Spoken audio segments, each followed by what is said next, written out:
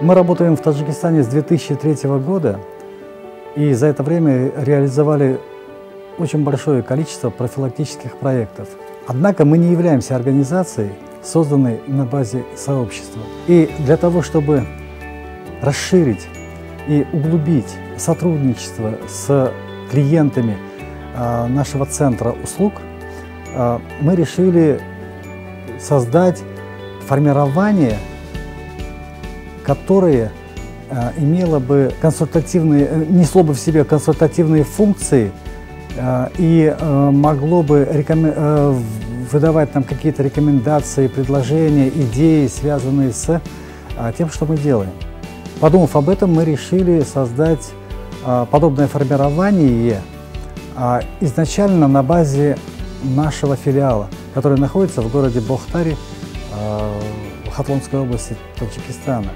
Совет ключевых групп населения создался на базе неправительственных организаций. Это независимые люди, создались чисто для того, чтобы стать мостиком между ключевыми группами населения и организацией, то есть донести до руководства организации проблемы, которые существуют среди самих ключевых групп населения. Мы пригласили к сотрудничеству наших клиентов, которые одновременно являются активистами.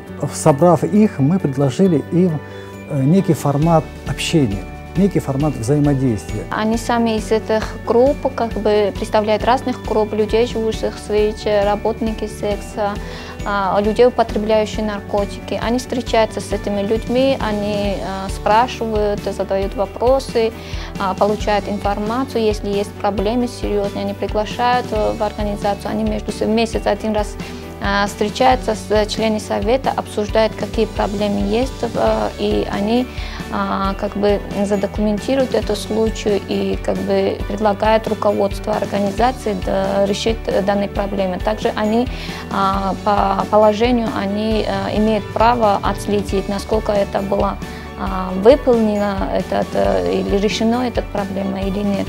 Сама задача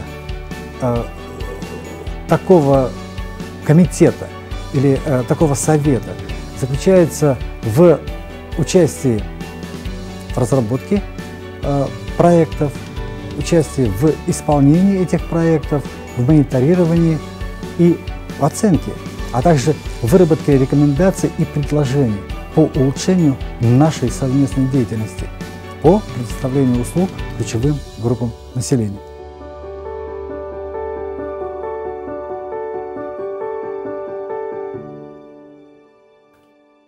Проблемы в основном касаются медицинского характера.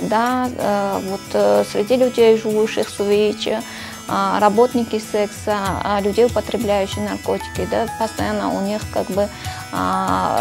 встречаются или сталкиваются с вопросами медицинского характера, они обращаются.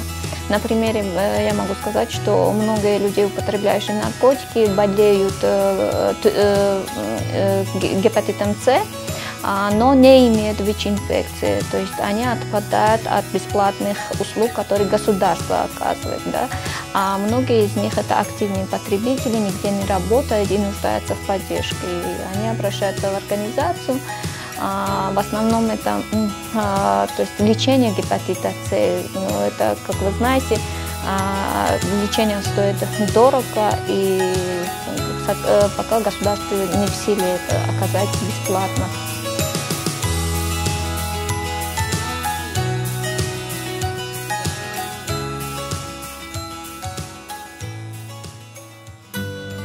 На примере изменения были в том, что мы встречались с бенефициарами и с советами ключевых групп населения, организовали встречу с представителями республиканского центра СПИДа, и как бы они задавали свои вопросы.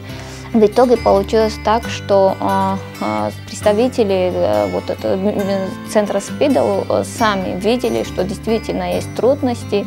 На примере людей, живущих в ВИЧ, вот, согласно постановлению правительства, постановлению 600, приказ 600 Министерства здравоохранения Таджикистана, люди, живущих в ВИЧ, должны получить услуги на бесплатном основе, то есть там перечень лекарств и так далее. Но, к сожалению, были случаи, что в некоторых регионах они не получали, и они открыто об этом заявляли, что мы хотим увидеть. Мы когда обращаемся в центр СПИД говорит, нету лекарства от оппортунистических инфекций. А люди, живущие в ВИЧ, в нем нуждаются, они спрашивают, но там говорят, что у нас этого нет. Они попросили, чтобы в центрах СПИД внесли такой, как бы доску на данный момент, какие лекарства есть и кому оно выдается. То есть вот такая прозрачность. И республиканский центр СПИД это принял во внимание. И как бы надеемся, в дальнейшем они будут это вести во всех центрах СПИД. Потому что в городе более-менее как бы а в регионах немножко слабо.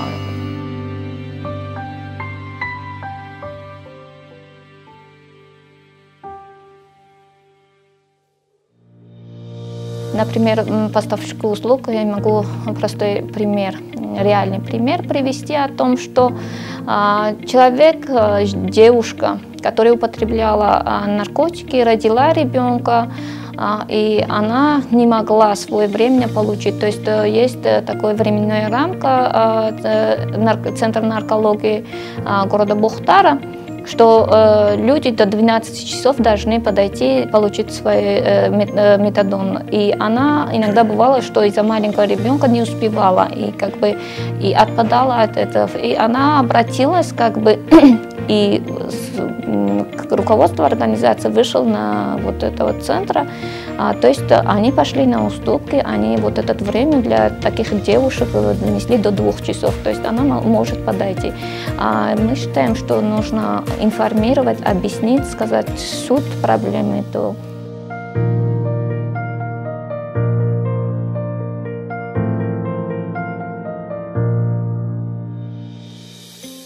Мы рекомендуем, чтобы было постоянное как бы обучение среди сообщества, среди совета ключевых групп населения, чтобы в случае чего, если меняется, то были другие, чтобы их тоже постоянно, чтобы обучались советы ключевых групп населения. И вторая проблема – это отсутствие